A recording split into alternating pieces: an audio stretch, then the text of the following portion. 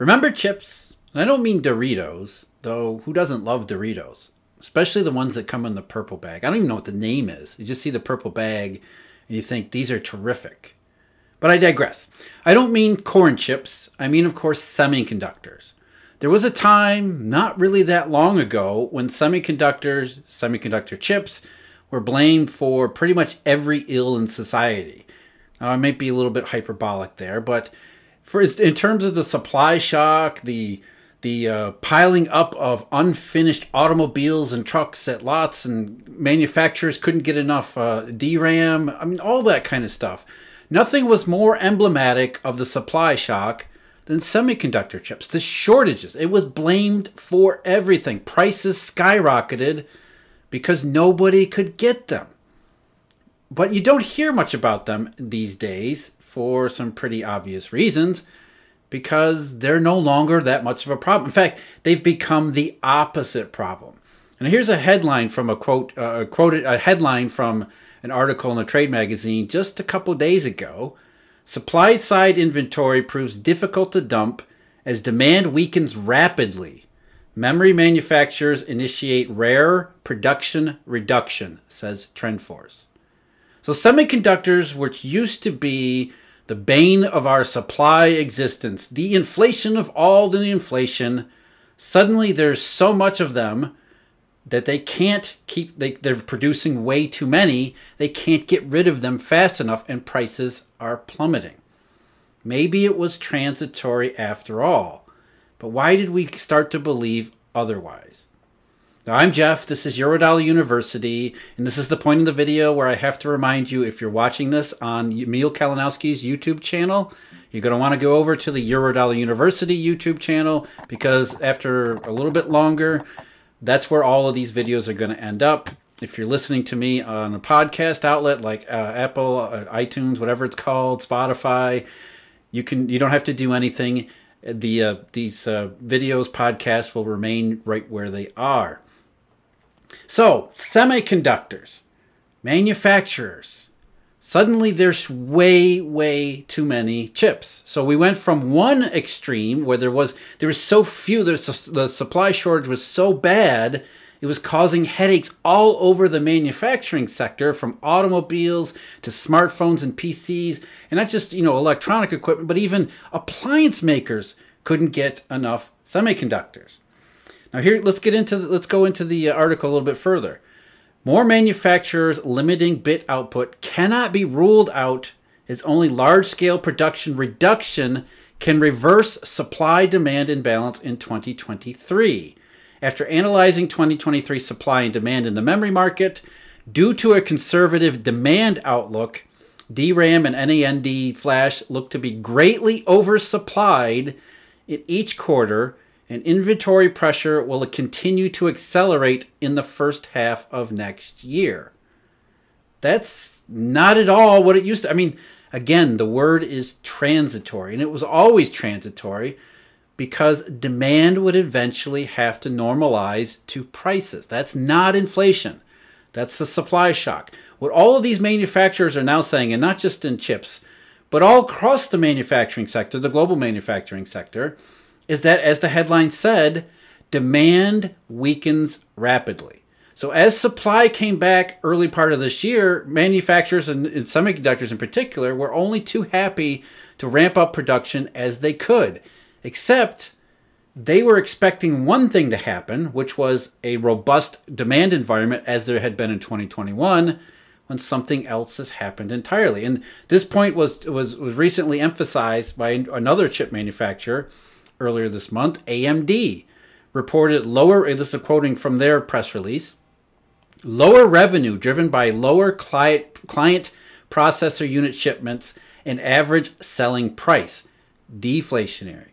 In addition, the third quarter results are expected to include approximately $160 million of charges, primarily for inventory, pricing, and related reserves in the graphics and client business. And AMD's chairman said, the PC market weakened significantly in the quarter.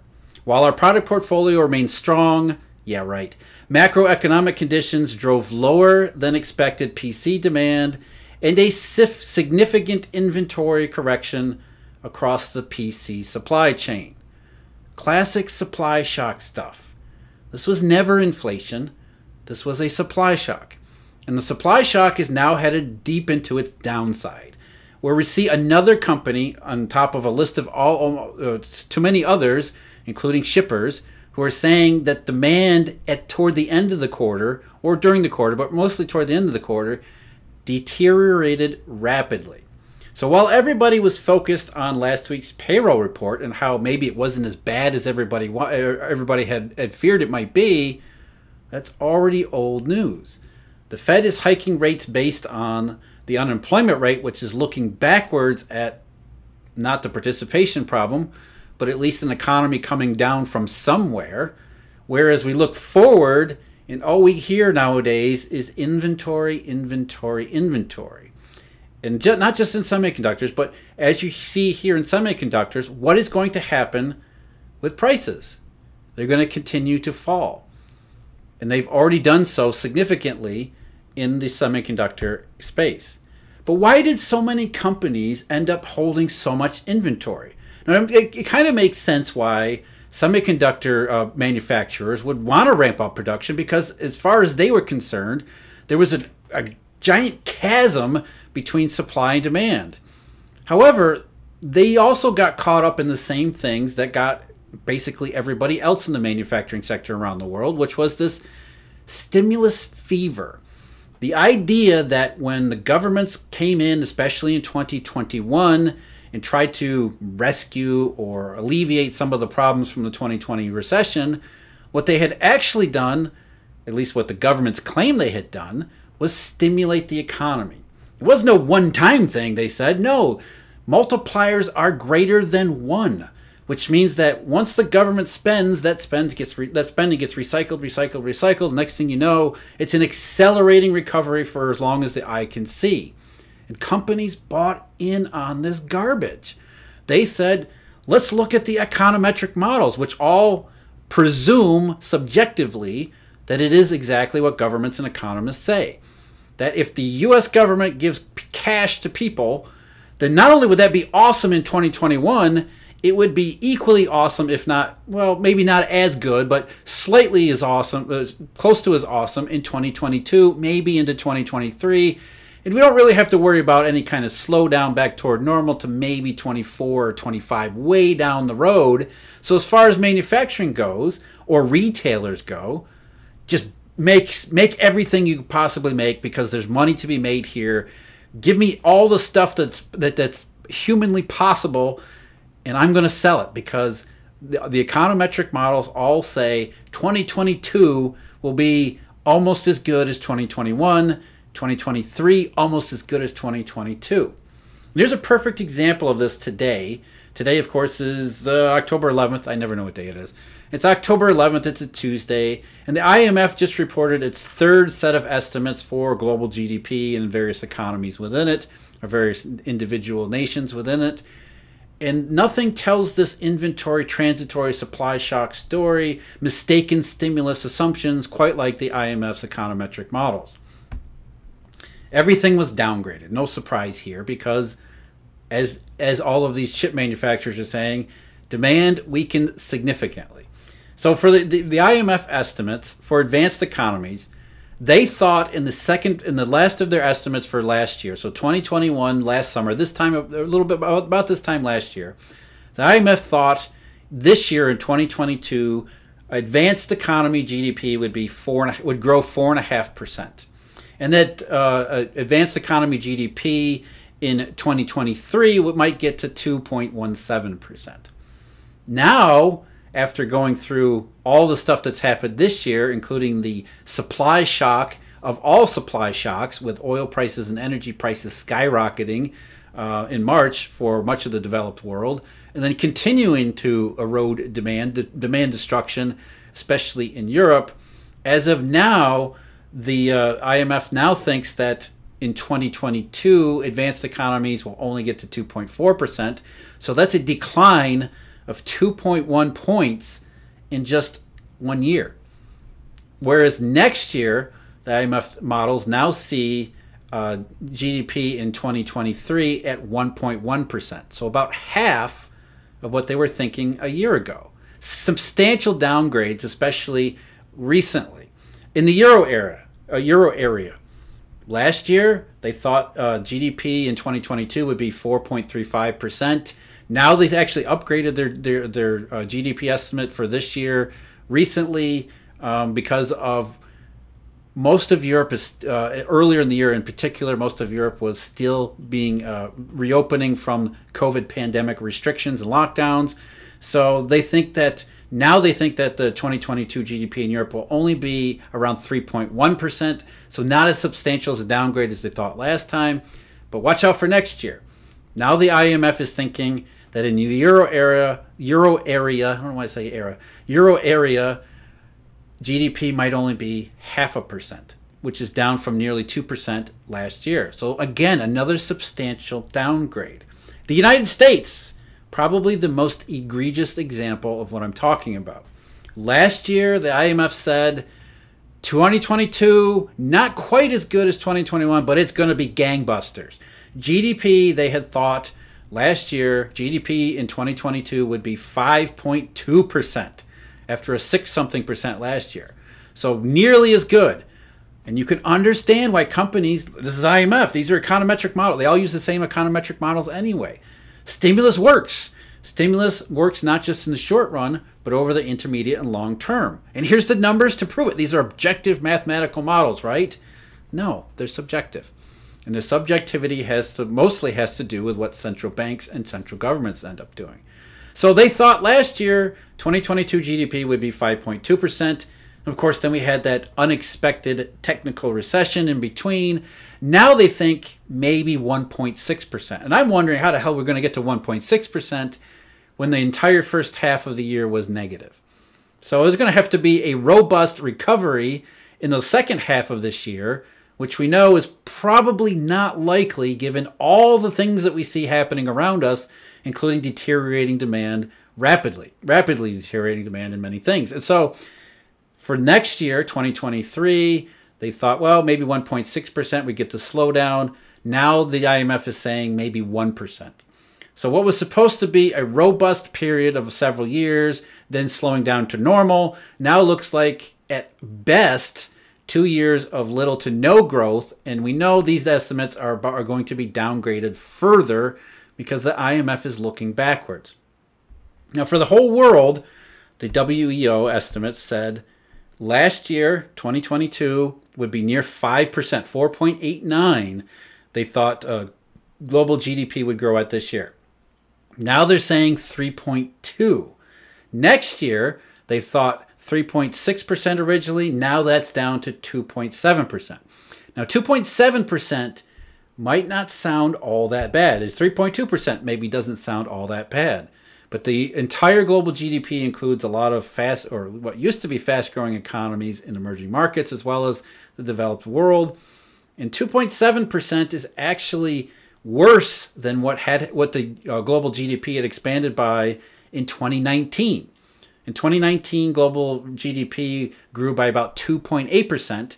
And you might remember 2019 for a global recession pre-COVID, widespread rate cuts around the world, including the United States, as well as the restart of several QEs, not just in Europe, but also not QE at the Federal Reserve.